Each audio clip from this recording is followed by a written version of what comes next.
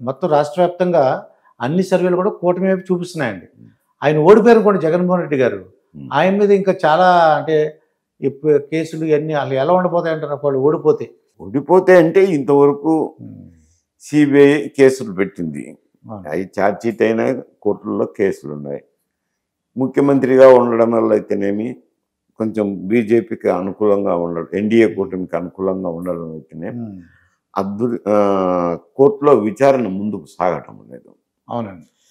విచారణ ముందు రేపు వేగవంతం అవ్వచ్చు. పరిస్థితులను బట్టి అక్కడ ఎన్డీఏ ప్రభుత్వం ఏర్పడినప్పుడు వాళ్ళు ఏం స్టాండ్ తీసుకుంటారో ఆ స్టాండ్ని బట్టి కొంచెం వేగవంతం అవ్వచ్చు.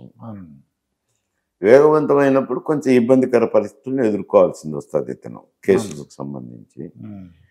రెండోది రాజకీయంగా పార్టీని నిలుపుకోవాల్సిన అవసరం ఉంది ఇక్కడ ఆంధ్రప్రదేశ్కి వచ్చేసరికి. ఎందుకంటే ఓడిపోయిన తర్వాత ఉంటాయి కదా పార్టీలు మారేవాళ్ళు, రకరకాల వ్యక్తులు. ఎందుకంటే ఇప్పుడు పార్టీ సిద్ధాంతాల మీద నమ్మకంతోనో ఆదర్శవంతంగానో రావటం లేదు. నైతిక రాజకీయాలు లేవు, ధన రాజకీయాలు వచ్చినాయి. కాబట్టి ఎవరి ఇబ్బందులు ఎవరి వ్యాపారాలు బట్టి కాపాడుకోవాలి కదండి. మరి కాపాడుకునే దానికి కొంత మార్పులు చేర్పులు ఉంటాయి. అటువంటివన్నీ నిలుపుకోవాల్సింది. రోజువారీ విచారణ కూడా ఎదుర్కోవాల్సి వస్తుంది.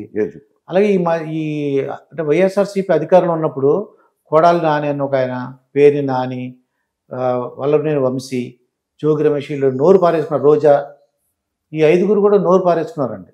ఇప్పుడు వాళ్ళకి ఏమైనా ఇబ్బంది అని ఉంటుందంటారా, లేకపోతే తప్పించుకోవడానికి అవకాశం ఉంటుందా? ఇబ్బంది అంటే నేను ఇప్పుడు మళ్ళీ గెలిచినప్పుడు అఫిషియల్ స్పోక్స్ పర్సన్ అయినప్పుడు ప్రభుత్వం మీద అయితే విమర్శలు, అప్పుడు ఎన్డీఏ ప్రభుత్వం ఉంటుంది, ఎన్డీఏ ప్రభుత్వం మీద విమర్శలు చేయొచ్చు కదా. చర్యలు అంటారా, క్రిమినల్ చర్యలు అంటారా, అవి ఎట్లా పెడతారు? స్టేట్మెంట్లు ఇచ్చినారు.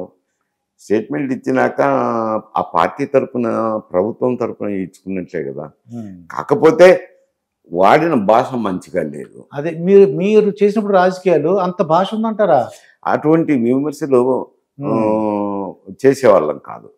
సబ్జెక్టు మీద మాట్లాడే వాళ్ళం కానీ ఇదో ఈ తప్పు చేసినారు ఈ తప్పు చేసినారని సబ్జెక్టు మీదనే ఉండేటి కానీ మరి నాన్న బూతులు కానీ అటువంటివి ఎప్పుడు ఉండేటి కాదు.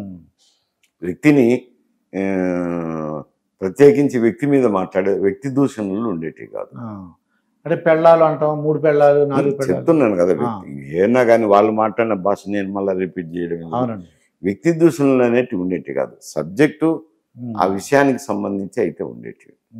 ఇక జగన్మోహన్ రెడ్డి గారు అంటారండి వాళ్ళ కుటుంబాన్ని చీల్చేశారటండి. అంటే వాళ్ళ మధ్య చిచ్చు పెట్టారట. చిచ్చు జగన్మోహన్ రెడ్డి గారు చెప్పడం. అంటే ఎవరండి?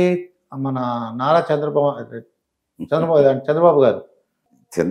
పెద్దలమసుకు పీర్ల పండ్లకు నెట్టు సంబంధం పెట్టినట్టుంది. చంద్రబాబు నాయుడు తెలుగుదేశం పార్టీ నాయకుడు, ఆయన పార్టీ ఆయన రాజకీయాలు.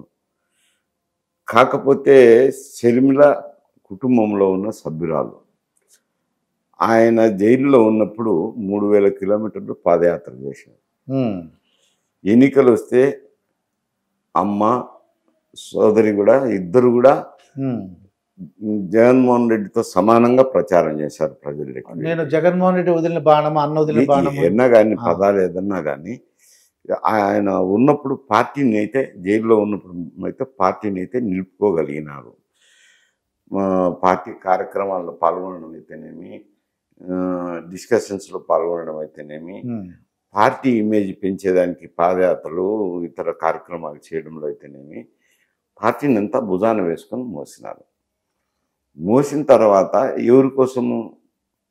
కుటుంబం కోసము, జగన్మోహన్ రెడ్డి కోసం చేసినారు.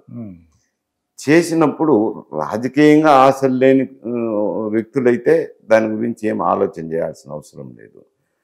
షర్మిల గారు కూడా కొంచెం రాజకీయంగా ఆశలు ఉన్నాయని అర్థమవుతాను కదా. అంతముంటే మేము ఎప్పుడు ఆలోచన చేయలేదు ఆమెకు కూడా ఉంటాయని.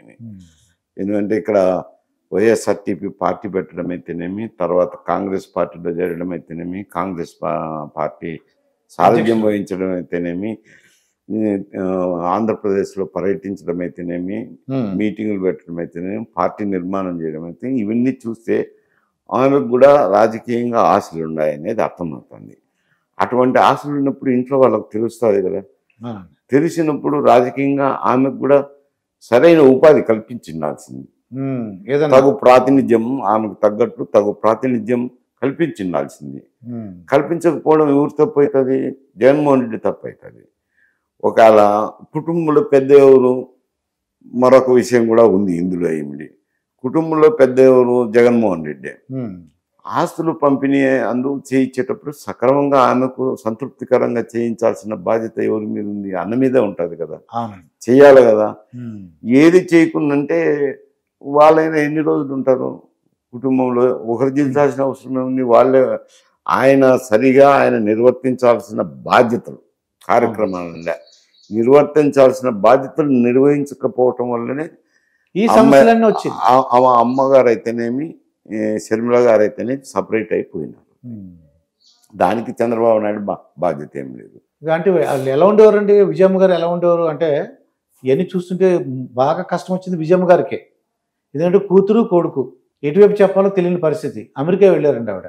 ఎవరికైనా నీ కుటుంబంలో వచ్చినా, నా కుటుంబంలో వచ్చినా, ఇంకొకరి కుటుంబంలో అయినా ఒక తల్లి కొడుకు కూతురు సపరేట్ అయినప్పుడు ఆ ఇబ్బందికర పరిస్థితులు అవి అందరికీ సహజంగా కలిగేటివి. ఇక్కడ రాజకీయాల్లో ఉండి, ఇక్కడుండి ప్రత్యక్షంగా ఉండి ఈ రాజకీయాలు మాట్లాడకపోతే బాగుండదు కదా అని ఆమె అమెరికా వెళ్ళిపోయింది. కానీ తుదకైతే షర్మిల గారికి మద్దతు చెప్పమని చెప్పి తన శ్రేయోభిలాషులందరికీ వీడియో సందేశం పంపించి ఆమె మనసునైతే బయటికి వెళ్ళగక్కింది అంట. అదండి వాళ్ళ పాపకి, అంటే బిడ్డకి కాంగ్రెస్ పార్టీకి సాయం చేయమంది, అంటే బిడ్డకు సాయం చేయమని. అవునండి.